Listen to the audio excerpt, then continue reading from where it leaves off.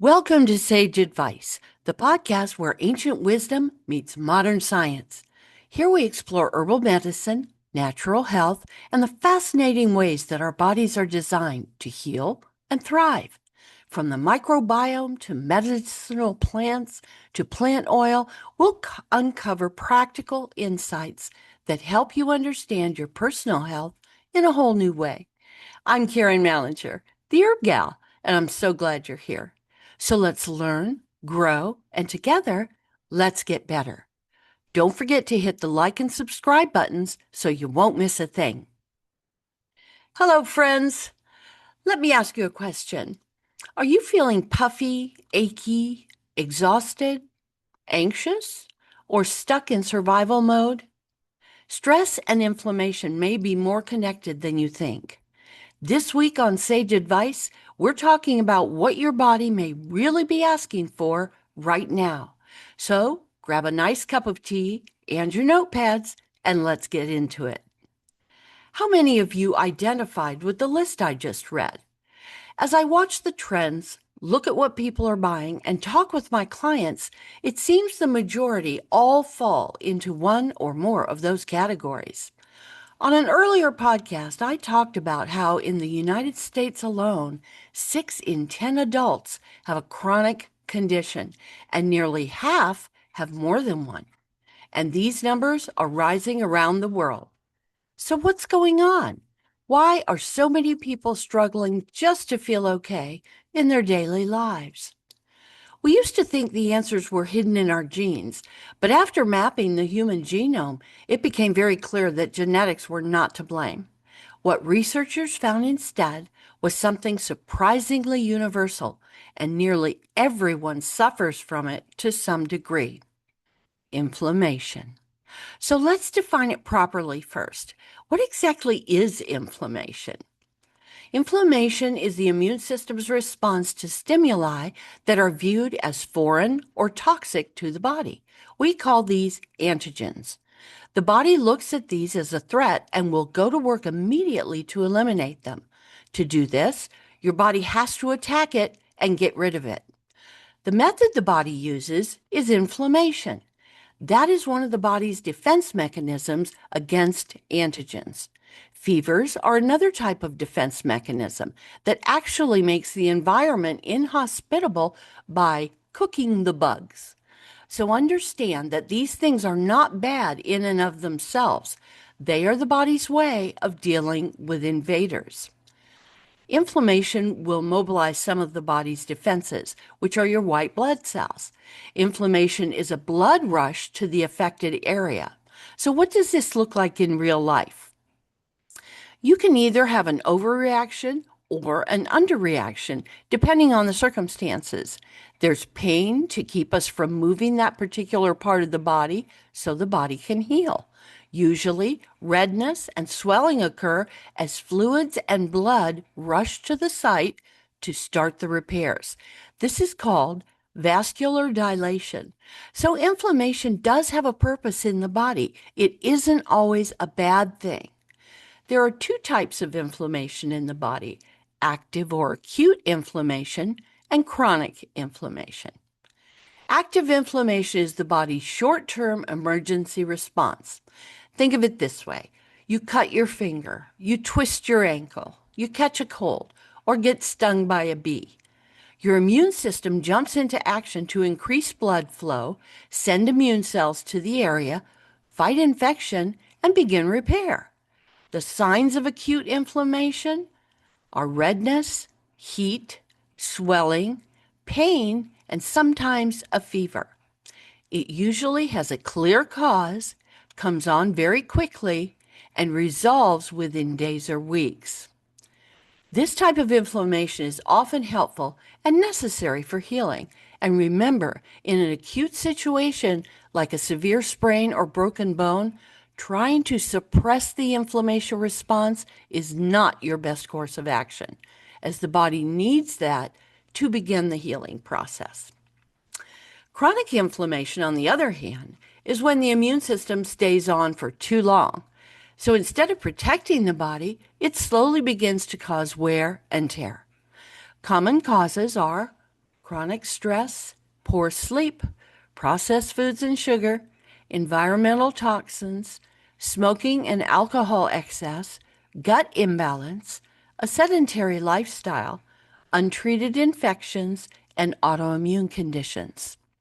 Signs of chronic inflammation include fatigue, brain fog, joint pain, digestive issues, skin flare-ups, frequent illness, weight gain or resistance, headaches, and mood changes. Sound familiar? The long-term effects of chronic inflammation are type 2 diabetes, heart disease, arthritis, Alzheimer's disease, and autoimmune disorders. So here's a simple analogy that, being a firefighter's wife, I naturally go to. Acute inflammation equals the firefighters putting out a fire. Chronic inflammation equals a smoke alarm that never shuts off. One protects you, the other exhausts the system and drives you to a deeper level of disease. Acute inflammation helps us heal, but chronic inflammation slowly drives disease throughout the body. And yet, despite this knowledge, most people still aren't getting better. Why? Because we're drowning in facts and still not healing. Why do our modern lifestyles keep the body always on alert? Oh, I am so glad you asked. Our bodies were designed for short bursts of stress, not the nonstop low-grade stress load of our modern life. For most of human history, stress looked like escaping the danger, surviving the harsh weather, finding food, and recovering afterward. The body would activate the stress response and then return to balance. Modern life rarely allows that off switch. Constant stimulation. Our nervous systems are being bombarded all day long. We're always on. We work longer hours, stay mentally connected after work, answer messages late at night. Poor sleep disrupts our recovery. Blue light at night. This is your tablet, your phone, your television. Irregular sleep schedule, stress before bed, and caffeine overload. Blood sugar roller coasters.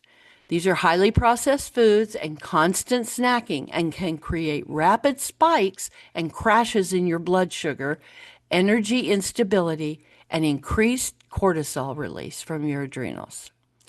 Lack of movement or too much stressful exercise, sitting for hours, little sunlight, minimal outdoor time.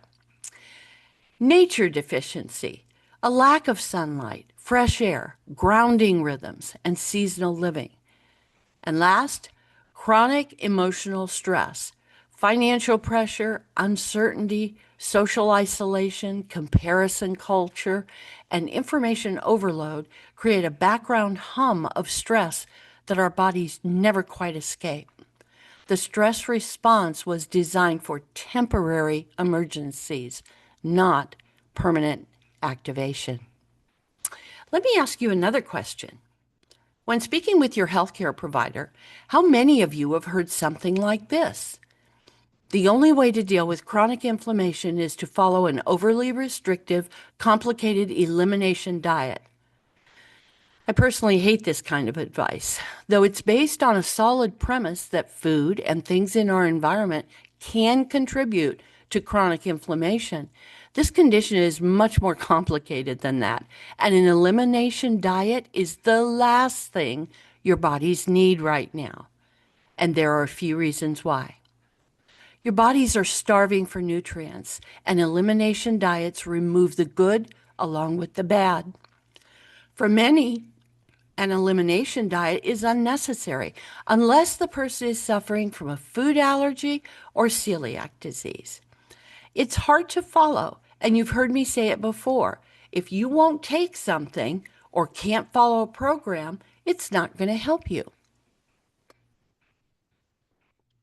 We have known for years that chronic inflammation is the underlying cause of many of the most common modern-day diseases. Remember, Western medicine is a disease-focused system that deals with symptoms, and unfortunately, many alternative health practitioners use those approaches that are either the herb du jour or are rooted in shame and fear. And neither of these approaches works long term for you.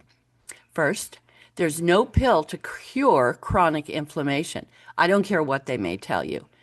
What you may be offered by doctors and many healthcare practitioners alike is a temporary solution that will only address the symptom and not the cause. And each case is unique, just like you. So one size does not fit all. Fear is a common tactic, but steps to getting better should not feel like punishment. Many practitioners will have chosen remedies that they latch onto and push, and oh, by the way, just happen to sell. It adds to the confusion and the overwhelm. I'm going to share 3 very common, very safe herbs with you that will help you work through this process gently. The 3 herbs I'm going to introduce you to today are hawthorn, nettle, and turmeric. These herbs are all what we call inflammation modulators. They deal with oxidative stress, soothe inflamed tissues, and stimulate the body's natural processes. Hawthorn reduces chronic inflammation, especially in the heart. It's nourishing and it strengthens the heart. Note, if you are taking any pharmaceuticals for your heart, you absolutely must check with your doctor first. Please do not stop taking your meds. Hawthorn mimics the actions of many heart meds, so it would be like overdosing on your meds. And hawthorn is not recommended if you suffer from diastolic congestive heart failure. Next is nettle. It's packed with nutrients. It's drying and cooling, so it is best for those with a hot, damp constitution. It's wonderful for knee pain, muscular pain, and skeletal pain. It's also great for reducing blood glucose levels and insulin resistance. Turmeric is for any inflammation of the gut or digestive issues. It's helpful for those with high cholesterol and liver issues and has some very exciting possibilities for those suffering from Alzheimer's. It's warming and drying, so it is best for those with cold, damp constitutions. Any of these can and should be taken as a tea, as it is the mildest way to take your herbs. In the case of turmeric, try it in a golden milk recipe. Really yummy. Watch for any signs of sensitivity or allergic reaction, and, although rare, if you do experience shortness of breath, rashes on the inside of the arms or thighs or on the abdomen, swelling in the mouth, stop taking them immediately. Next week, we're going to get into the other side of this, which is stress. If you're feeling tired but wired, anxious but exhausted, your nervous system may be overwhelmed. We'll discuss how herbs can help the body shift out of survival mode. I can't wait. Have a wonderful week. The weather is slowly getting warmer, so kick off your shoes. I'm talking to you, John, and do some grounding. Just 15 minutes on bare ground with bare feet. It will change you, I promise. Let's get better.